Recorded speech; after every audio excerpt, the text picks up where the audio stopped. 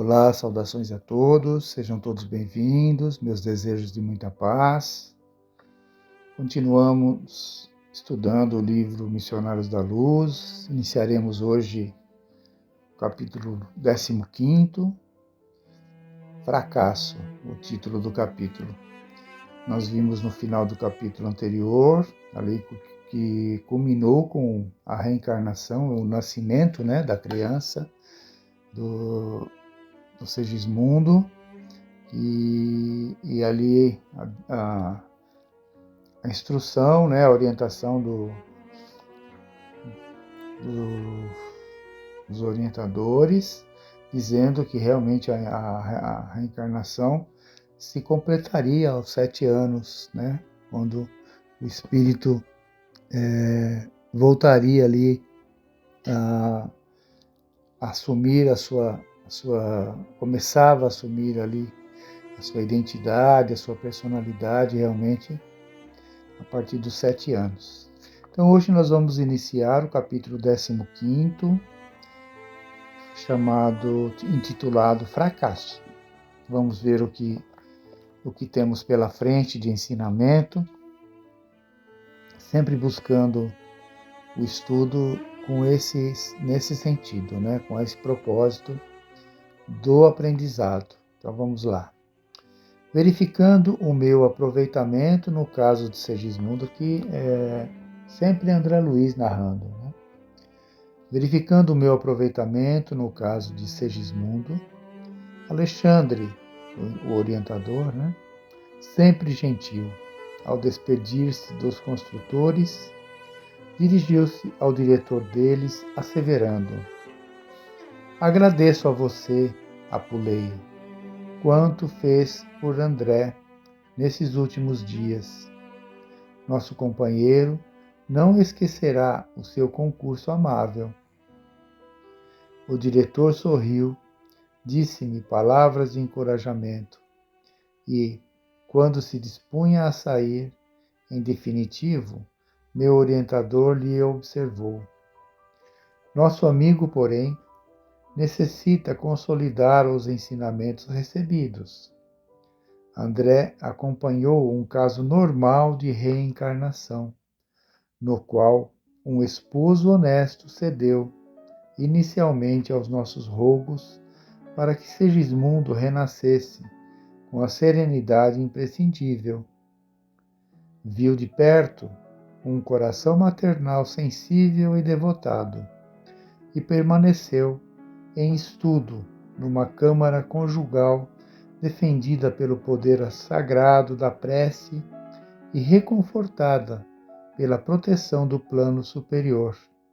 Então ele está dando aqui praticamente um resumo do que aconteceu, nesse processo todo que André Luiz acompanhou na reencarnação do Segismundo. Está agradecendo ali o orientador que ensinou ali todas as lições para o André Luiz, e ele está dando ali um resumo de tudo que foi aprendido, e também de como estava o ambiente, como que era o casal, a vida do casal. Aí ele continua: entretanto, seria justo observar se algum processo diferente dos que existem por aí às centenas. Olha só. É um caso de reencarnação diferente desse do Segismundo. Era o que ele estava sugerindo para que André Luiz acompanhasse também outros casos. Em que somos defrontados por obstáculos de toda espécie. Ficaria, desse modo, habilitado a conhecer a extensão e complexidade de nosso esforço em defender companheiros imprevidentes, que menosprezam a responsabilidade moral, fugindo aos compromissos. E, fixando um gesto de carinho fraterno, interrogou: não terá você, presentemente, um caso dessa ordem, onde André possa recolher as lições precisas?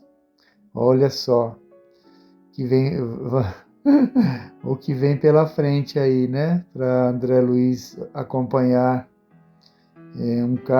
Esse caso de Segismundo, pelo que ele fala, foi um caso tranquilo, né? Onde o casal aceitou, onde houve ali também a aceitação do espírito, todo esse processo.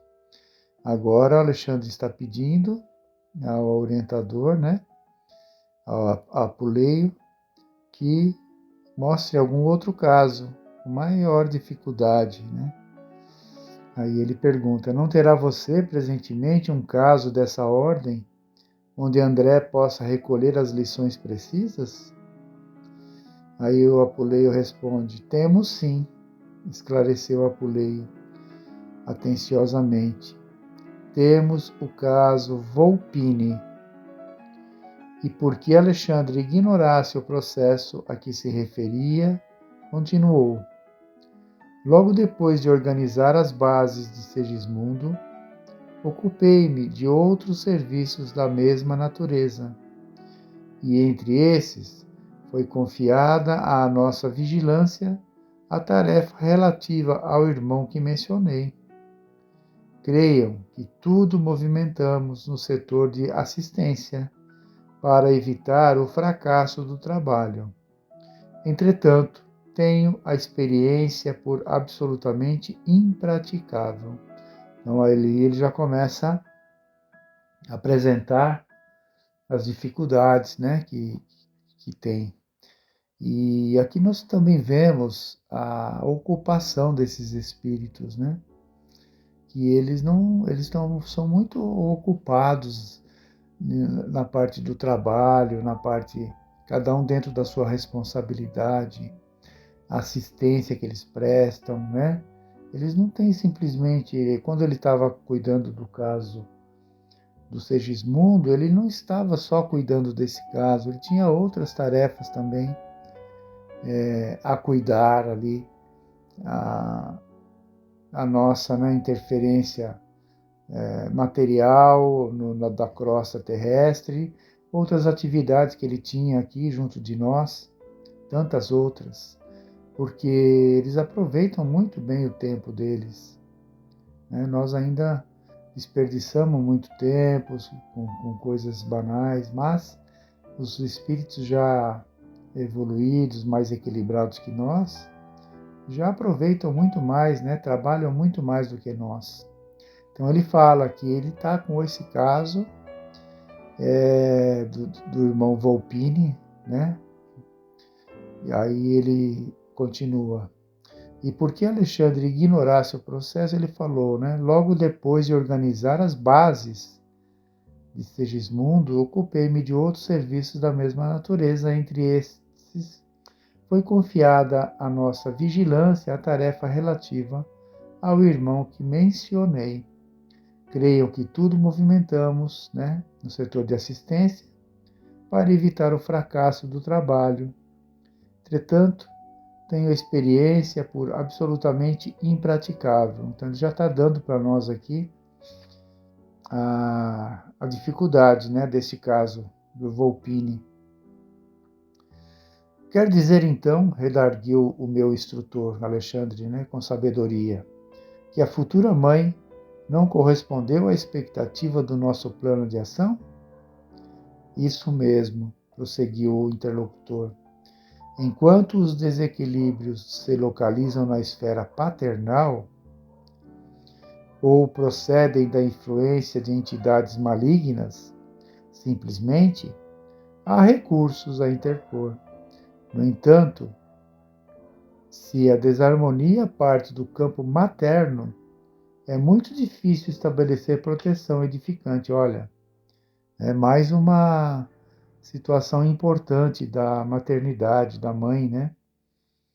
É como se a gente pudesse falar, bom, a última palavra sempre é da mãe, nesse caso da aceitação, né? Como ele fala aqui, se a influência fosse de outras entidades que não quisessem ali a reencarnação, né?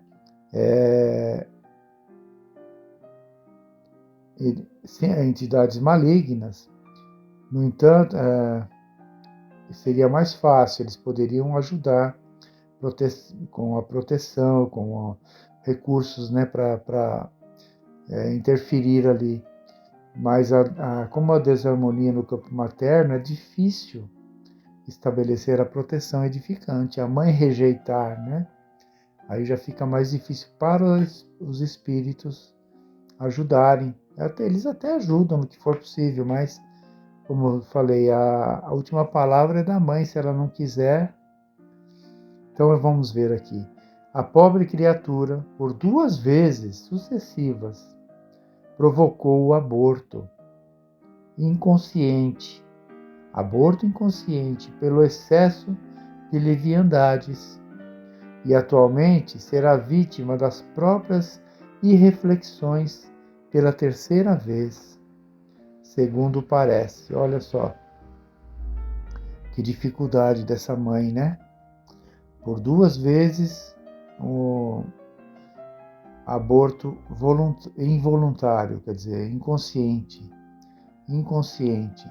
E a gente não sabe ainda os motivos, mas provavelmente vai ser esclarecido para nós aqui. Mas ela já está com as mesmas atitudes pela 3ª vez. Que dificuldade mesmo, hein? Vamos ver aqui, olha. Debalde temos oferecido o socorro de que podemos dispor. Então, apesar da assistência dos espíritos superiores ali, né? Ajudando, mesmo assim eles não conseguem evitar esse tipo de coisa. A infeliz deixou-se empolgar pela ideia de gozar a vida e irmanou-se a entidades desencarnadas da pior espécie, que, para acentuar os seus planos sombrios, separaram-na do próprio companheiro, ansiosas por lhe precipitarem o coração na esfera das emoções baixas. Então, para desequilibrar, né, essa moça, essa senhora, os espíritos de baixa, como ele fala aqui, de baixa vibração, né, baixos comportamentos ali, desequilibrou ao ponto dela separar do companheiro para buscar ali emoções inferiores, emoções baixas. Então, olha o caso que vem pela frente para nós aqui, né? Vamos ter com muito cuidado, com muita calma, estudar esse caso, aprender, sem julgar também, né? Sem comparações mentais que a gente faz muitas vezes, mas aprender sempre. Nós vamos parando por aqui hoje. Semana que vem nós continuaremos desse ponto, que pelo visto vai ser um capítulo muito importante para nós. Sejam todos abençoados nessa semana, que Deus nos acompanhe onde estivermos. Muita paz a todos.